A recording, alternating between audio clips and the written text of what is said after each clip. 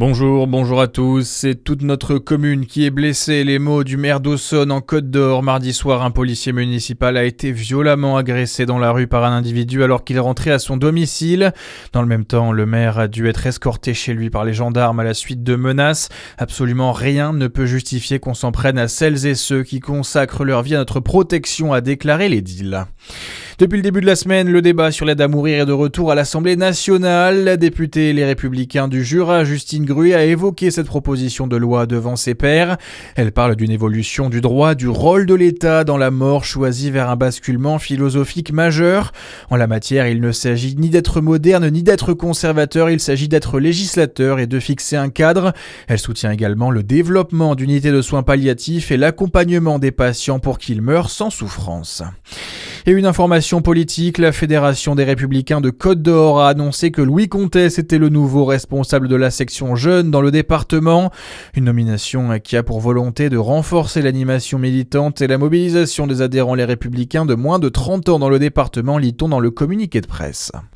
Dans l'actualité également, la France enregistre un nouveau record. Jamais il n'avait autant plu pendant 35 jours consécutifs depuis 1959. L'ouest du pays est toujours les pieds dans l'eau après le passage des différentes tempêtes, dont Pedro, la dernière en date.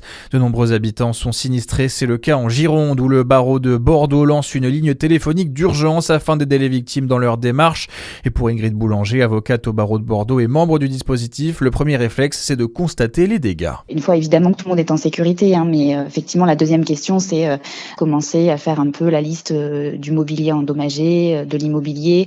Pourquoi pas contacter un huissier de justice aussi pour faire un procès verbal de constat, pour prendre des photos des dommages qu'il y a sur le mobilier. De toute façon, ce qu'il faut faire immédiatement, c'est un premier constat des désordres et les dater.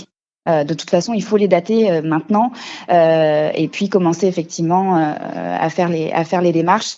Et l'assurance sera là aussi de toute façon pour orienter les assurés. Déjà en 2022, des permanences et des consultations gratuites avec des avocats avaient été mises en place dans la région après les incendies ravageurs. TotalEnergies devant le tribunal judiciaire de Paris aujourd'hui et demain. 4 associations écologistes et la mairie ont en effet assigné en justice le géant pétro-gazier. Ce dernier est accusé de ne pas avoir suffisamment tenu compte de l'impact sur le climat de l'usage de ces produits fossiles, pétrole et gaz compris, par ses clients.